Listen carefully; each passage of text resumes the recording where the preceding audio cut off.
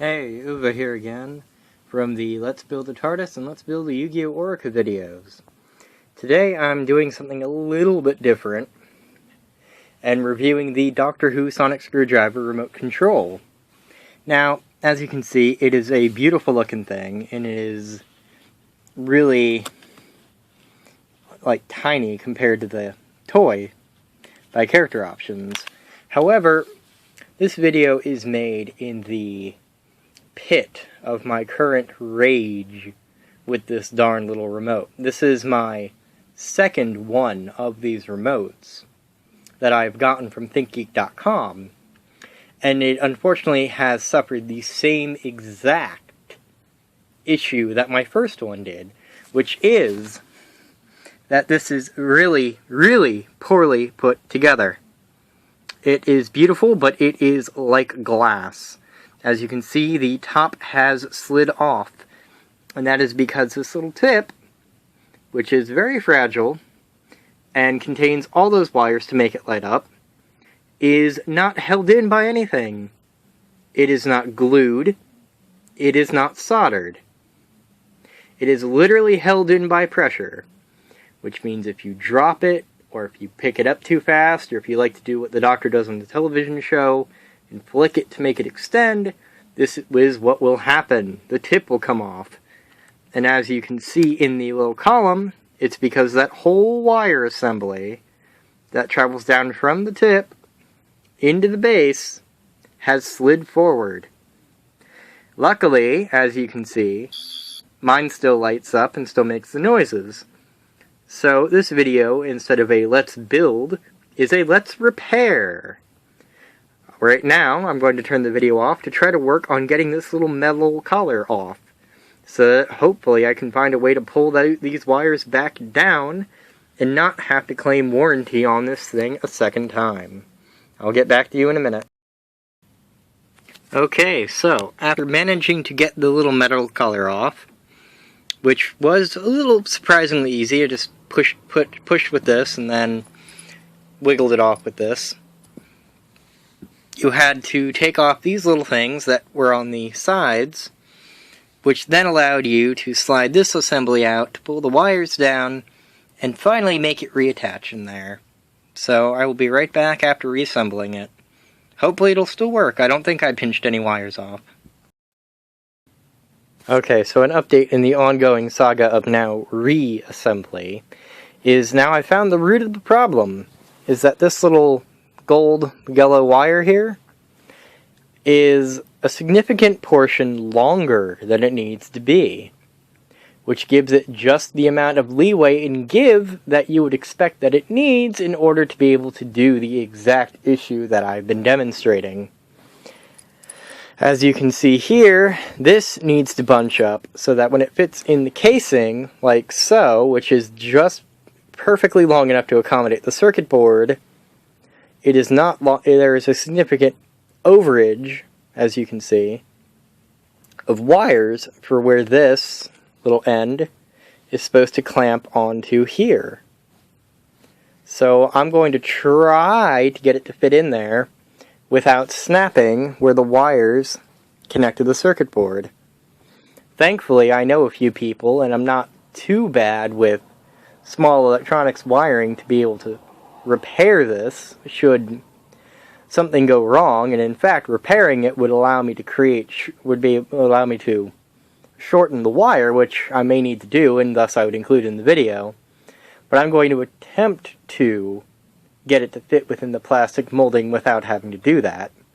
Again, unfortunately the wand company seems to have had a couple design flaws with this, and certainly this amount of frustration is not worth the $100. Or however many quid if you're in Britain. And certainly this is beyond the scope of the normal kid or teenager who I'm sure purchased this expecting to be able to cosplay with it. Anyway, back in a minute. Okay, so successfully having gotten it reassembled, of course.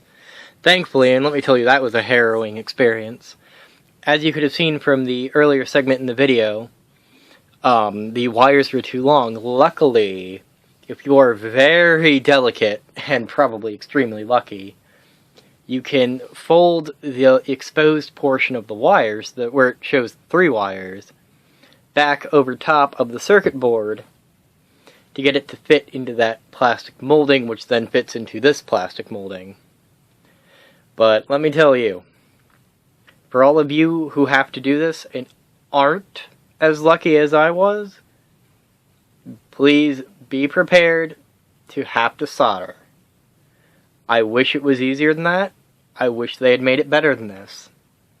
But that unfortunately is the reality, which explains perfectly why this little yellow wire visible in here is not actually pulled taut, because the end of the wire that's inside this part is basically jammed in there, rather than perfectly taut like it is in the show, and like its black counterpart is in the character options toy.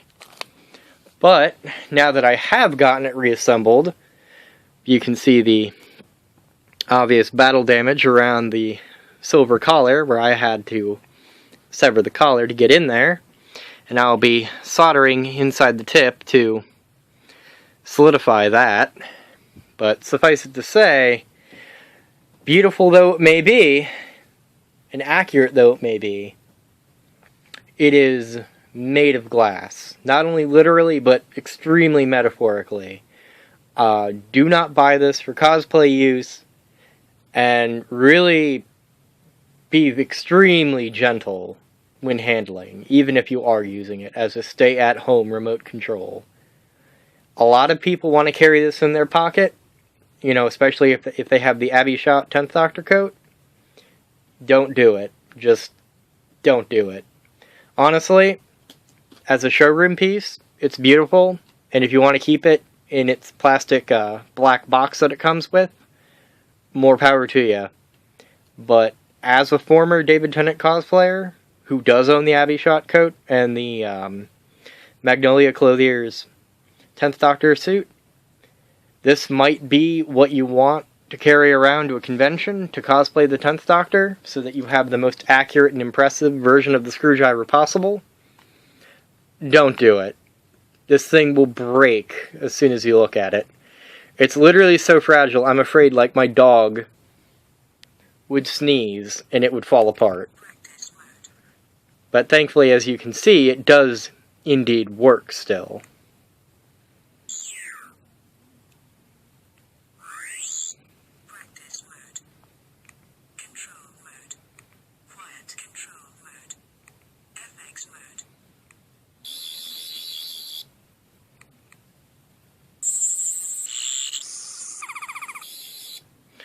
Just showing you it does still work, and does still work with all of the gestures. I should note to you that I did have to modify the plastic casing, the slider part of the plastic casing, not this, but the part that's inside it. It has these plastic nibs, which are meant to line up with a groove inside of the glass cylinder to prevent it from moving or jutting forward more than it's supposed to.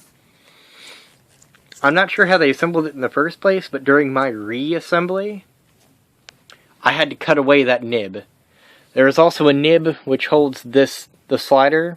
It's actually the little clear button is a tube that extends into the plastic molding to push down the button on the circuit board. And the rectangular slider is just a piece of plastic that covers over it, allowing you to slide. It comes with a little nib, one in the back, one in the front, that extend down to hook in. They're kind of like fishing hook shaped. I had to cut away the top one, which is why sometimes my slider now, when I push the button inside the slider, is sluggish to respond. Again, I don't know why they decided to release this to the public. It sounds like those were very easily addressed design problems, if only just for the sake of putting in a daub of glue, just to make everything sealed up so that this would never be an issue, or soldering where it connects inside of the emitter head here. But this thing is basically held together by pressure and a lot of wishful thinking. I think the real product review and product accolade I have to give during this video is this simple small electronics working kit that I bought from Radio Shack for 20 bucks. Literally, if it weren't for owning this, I would not have been able to repair the screwdriver. And another big product placement shout out to the makers of Gorilla Glue, which I will almost certainly be using to make sure that this screwdriver does not fall apart again. And it will now be relegated, of course, to remaining inside of my desk. Anyway, that's Uwe here for Let's Repair a Sonic Screwdriver. And I will hopefully next be coming at you with Let's Build a Yu-Gi-Oh! Orica Part 2, Laser Jet.